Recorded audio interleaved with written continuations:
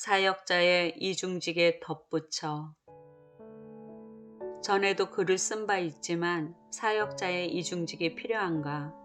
그에 대한 대답은 각자에게 향한 하나님의 뜻이 다르니 먼저 하나님께 여쭙고 행해야 한다고 썼었다. 지금도 다를 바 없는 소견이다. 여기에 몇 가지를 덧붙이고 싶다. 사역자, 곧 하나님의 일을 하려고 사명을 받은 사람이 이런 생각에 사로잡힌 경우를 본다. 설교, 가르침, 전도, 치유 등 눈에 띄는 사역을 하면 사명대로 사는 것 같고 그 외에 돈벌이나 허드렛 일을 하면 허송세월 보내는 것처럼 여기는 것이다. 나도 예전에 이런 고정관념이 많았다. 특히 가정에서 아이들 키우고 집안일만 할 때 자존감이 팍 떨어졌다.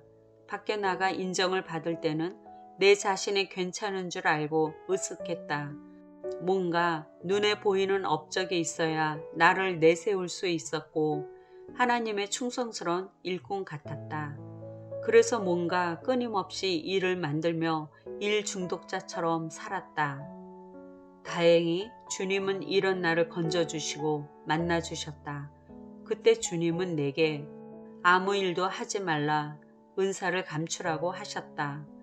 그냥 주님과 함께 교제하자고 하셔서 개척한 후에 전도도 하지 않고 안식했다.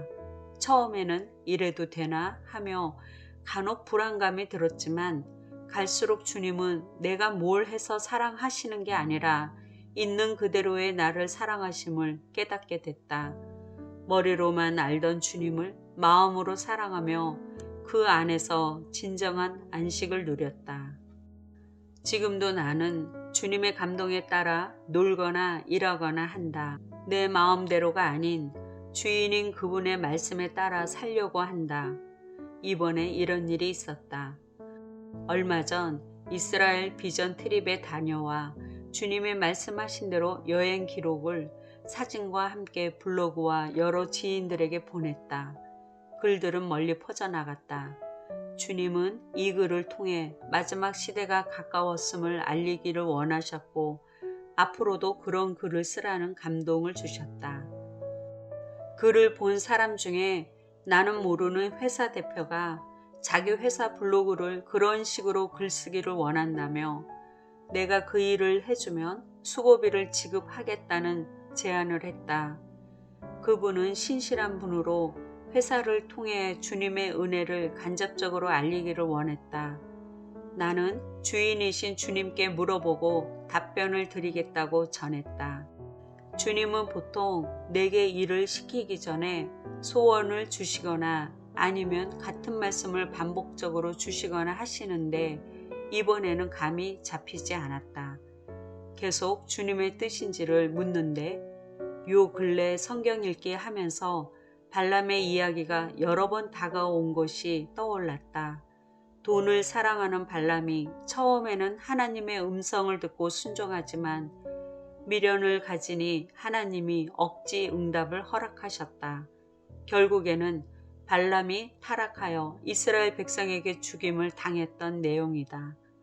나는 주님께 내 뜻이 아닌 하나님의 뜻을 구한다고 혹시나 내가 연연하여 억지 응답하시지 않도록 기도했다. 다음 날 새벽 기도회 때 다시 이 부분에 대해 정확히 말씀을 달라며 구했더니 감동이 왔다. 주님은 내게 마리아의 헌신을 받으시겠다고 하셨다. 마르다의 일을 원하는 게 아니라 오직 주님 발 앞에서 주님을 구하고 후에는 비싼 향유를 예수님의 발에 부어 주님의 장례를 준비한 마리아의 헌신을 원하셨다. 나도 그럴 줄 알았지만 말씀으로 응답받아서 감사했다. 대표에게 문자로 주님의 응답을 잘 전하고 거절 의사를 표했다. 그렇다면 모든 사역자가 일하지 않고 주님만 구하고 주님의 일만 해야 할까? 당연히 전혀 아니다. 각자에게 주어진 상황이 다름을 알았으면 좋겠다.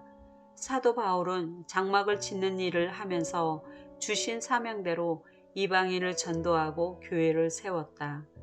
요즘은 자비랑 선교 쪽으로 많이 열려 있다. 개척교회도 어려운 형편에 처해 있다면 나는 일하라고 권하고 싶다. 하루 종일 주님의 일을 하는 것도 아닌데 왜 시간을 헛되이 보내는지 안타깝다.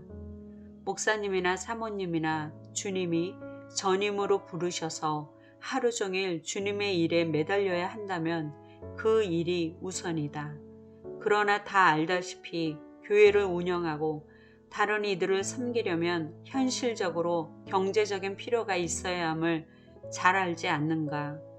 나는 사역자라는 타이틀에 매여 경제 활동을 업신여기고 자기 정체성까지 흔들리는 분들에게 권면을 드리고 싶다. 하나님은 일에 따라 나를 판단하시지 않고 하나님과의 관계를 더 중요시한다. 내가 남편에게 고맙게 여기는 것 중 하나는 10여 년 전 빚에 쪼들리고 기울어가는 개척교회를 접기 전부터 경제활동을 책임져 왔습니다. 처음에는 평생 목사의 직임에만 머문 남편이 막상 세상으로 나가 돈을 번다는 것은 무척 용기가 필요했다. 그렇지만 허드렛 일부터 시작하여 어떤 때는 투잡까지 뛰면서 빚 문제와 가정 경제를 감당했다. 중보자들의 기도와 함께 하나씩 해결이 되어 현재는 빚 청산을 하고 아이들 학자금 대출도 다 갚고 결혼도 시켰다. 이 모두를 인도하신 하나님께 감사를 올린다. 지금도 남편은 주중에는 일하고 주말에는 선교 목사로 사역을 감당한다. 오히려 세상에 나가 많은 이들을 알게 되어 전도도 한다. 덕분에 나는 문서선교 전임 사역 등을 하게 되었다. 만일 남편이 가장의 책임을 다하지 않았다면 벌써 파산되고도 남았을 것이다. 선교사 지망생인 아들 전도사에게도 여러 번 일렀다. 남자가 결혼을 했으면 가장의 직무를 다하라고. 거룩한 거지처럼 지내면 안 된다고. 물론 주님의 뜻이 먼저이기에 물질 훈련을 받을 때도 있지만 나는 보편적인 성경 말씀을 전하는 것이다. 누구든지 일하기 싫어하거든 먹지도 말게 하라. 주 예수 그리스도 안에서 권하기를 조용히 일하며 자기 양식을 먹으라. 데살로니가 후서 3장 10, 12절. 나를 향한, 우리 교회를 향한 하나님의 인도하심이 어디에 있을까?